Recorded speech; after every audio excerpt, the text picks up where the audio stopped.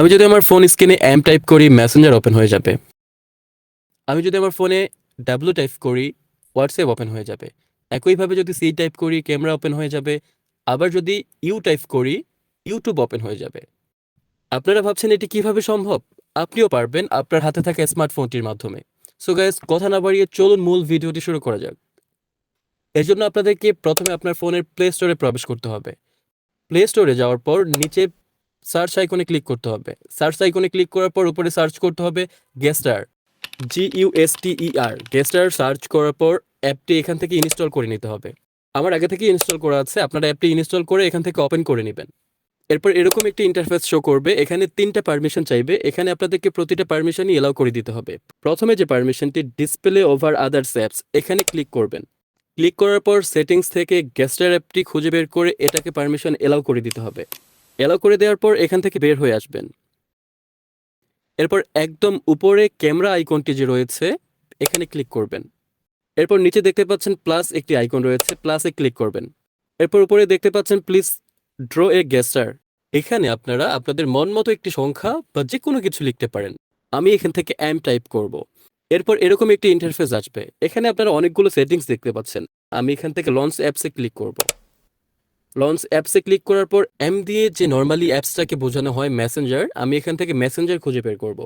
Messenger খুঁজে বের করার পর মেসেঞ্জারে ক্লিক করব। দেন এখানে দেখতে পাচ্ছেন গেস্টার নেম। এখানে আপনারা চাইলে যে কোনো কিছু লিখতে পারেন। আপনি সহজভাবে যদি বলি এখানে মেসেঞ্জার টাইপ করবেন, মেসেঞ্জার লিখবেন। লেখার পর নিচে থাকা সেভ অপশনে ক্লিক করবেন। এরপর আমি এখান থেকে একদম বের হয়ে এসে আমি যদি আমার স্ক্রিনে এম টাইপ করি আমাকে মেসেঞ্জারে নিয়ে যাবে, যেহেতু আমি এম দিয়ে মেসেঞ্জার চুজ করে রেখেছি। এখন আপনারা যদি একইভাবে অন্য অ্যাপস বা অন্য কোনো কিছু চুজ করে রাখতে চান সেটাও করতে পারবেন। তাহলে আবারও সেই অ্যাপসের ভেতরে প্রবেশ করবেন। এরপর নিচে থাকা প্লাস আইকনে ক্লিক করবেন।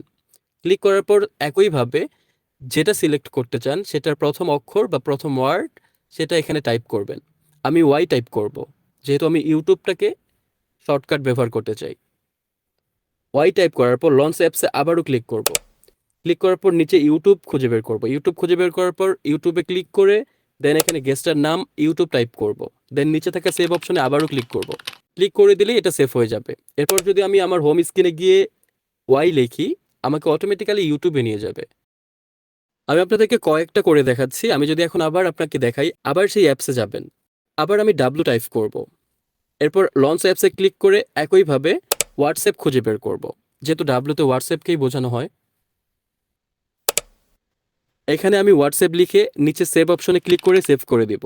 এরপর আমি হোম স্ক্রিনে এসে যদি আমি ডাব্লু টাইপ করি আমাকে হোয়াটসঅ্যাপে নিয়ে যাবে। এই একই প্রসেসে আপনারা চাইলে আপনাদের ফোনের যে কোনো অ্যাপস শর্টকাট ব্যবহার করতে পারবেন। সো গাইস, এই হচ্ছে মূলত প্রসেস। ভিডিওটি ভালো লাগলে অবশ্যই ভিডিওটিতে একটি লাইক করবেন, চ্যানেলটি সাবস্ক্রাইব করে পাশে থাকবেন। ধন্যবাদ।